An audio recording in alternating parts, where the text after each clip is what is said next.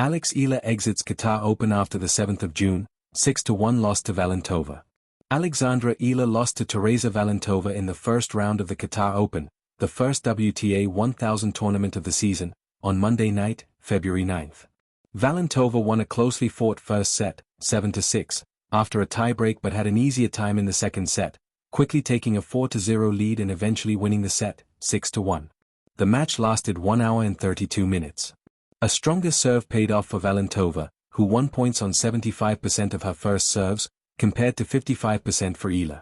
Both players double-faulted 3 times during the match, but Valentova also fired off 4 aces. Eala now number 40 in WTA rankings, a career high. Before proceeding to Doha, Eala rose 5 places and reached a career high number 40 in the Women's Tennis Association, WTA, rankings.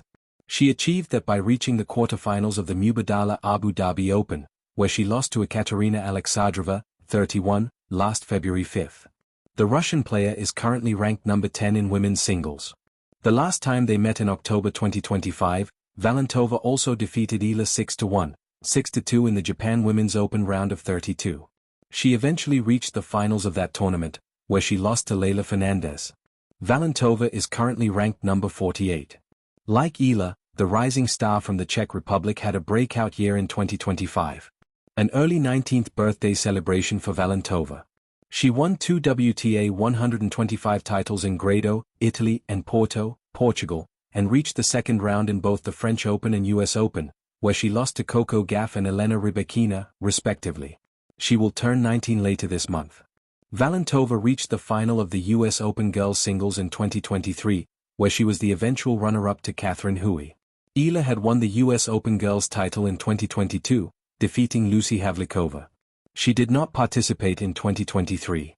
Eala won the WTA 125 title in Guadalajara, also in 2025, and reached the finals in Eastbourne, a WTA 250 event.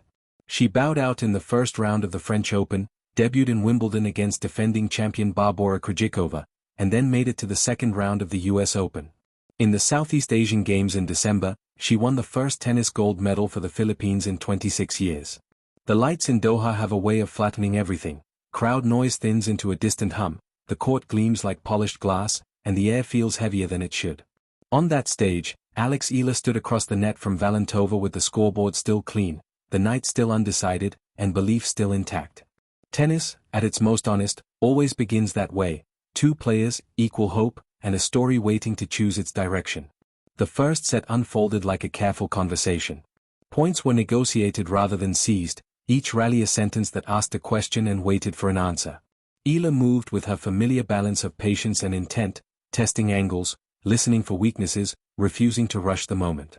Valentova answered with steadiness of her own, absorbing pace, redirecting it, turning defense into quiet assertion. Games passed without panic. Break points flickered and vanished. Neither player blinked long enough for the other to take command.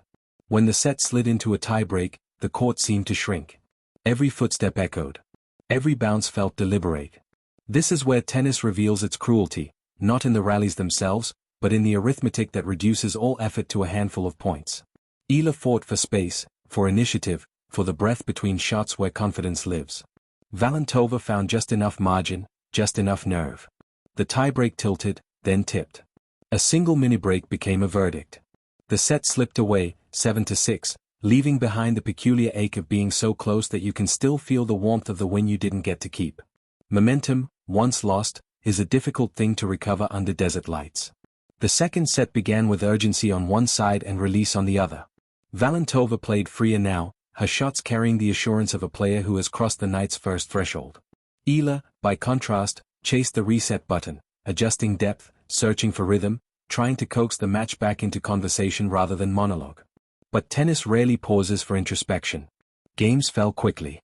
A missed return here, a late step there, and suddenly the scoreboard told a harsher story than the match itself deserved. Valentova pressed, widening angles, stepping inside the baseline with the confidence of someone sensing the finish line. Eala resisted, as competitors do, with grit and stubbornness, refusing to surrender points cheaply. Still, the second set accelerated beyond reach, closing at 6-1, decisive and final. Losses like this carry a particular weight. Not the blowout kind that announce themselves early, but but the ones that hinge on a tiebreak, on a handful of choices, a few inches of court, the fickle line between bold and reckless. They linger because they whisper what if. What if one return dipped a little deeper? What if one second serve kissed the sideline instead of drifting long? Tennis offers no rewinds, only replays in the mind. Yet within the disappointment is something sturdier. Eala's first set showed her capacity to stand level on a big stage, to trade clarity and courage with an opponent unwilling to yield. That matters. It matters more than the final numbers, more than the second set that ran away once the emotional tide turned. Matches are not just outcomes, they are data, lessons, deposits made into a future that pays interest slowly. As Eala left the court, the desert night reclaimed its calm. The lights dimmed. Another match queued itself for the same rectangle of hard court, ready to write its own story. For Eala, the Qatar Open ended not with a triumph, but with a reminder of how thin the margins are, of how much strength it takes to keep showing up, and of how every loss, especially the narrow ones, sharpens the edge for the next opportunity. Because careers are not built on single nights. They are built on the accumulation of these moments, the tiebreaks lost and learned from, the second sets that sting, the quiet resolve that follows. Somewhere beyond Doha, another court waits. And when Eala steps onto it, she will carry this night with her, not as a burden, but as a map.